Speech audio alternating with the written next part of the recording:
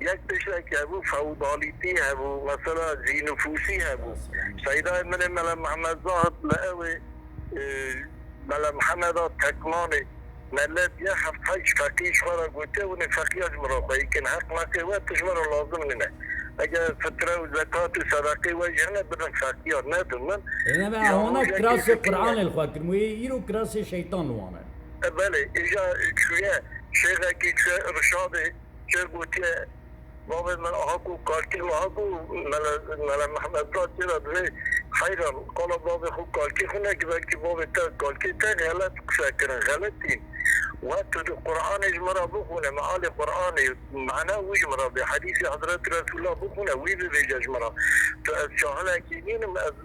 صوفی کسر مرگی تنینم از محمد زادم از خدام علمه من چوب تایا عمده من 18 سالات مدرسه دا چوب انیش که خواه دایا ابرامیش کرنه جبو خواندنه که از خواه ناس بکم خدای خواه ناس کم والله مملکت کجا لید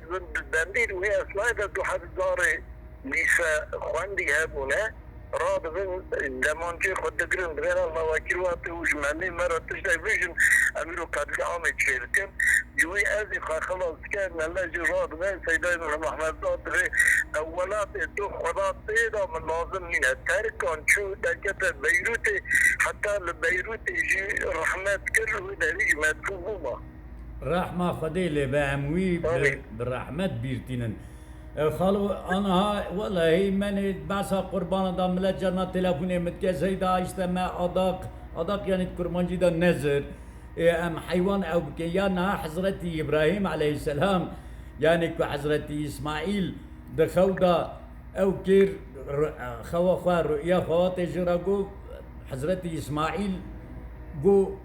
گو امر فرمان خدا چه امر تکیری از حاضرم فلما تله للجبین قرآن دو بیجه وقتی گل سر عنیاف او بکه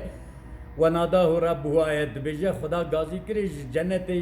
او حیوان بران هات یعنی ایرو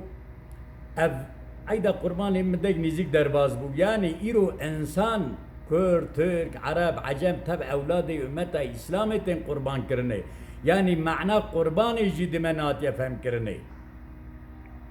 نخیر معلا قرآن نایتی فهم کرنه جبی قربان آنه کس فایده نابینه جبی خطر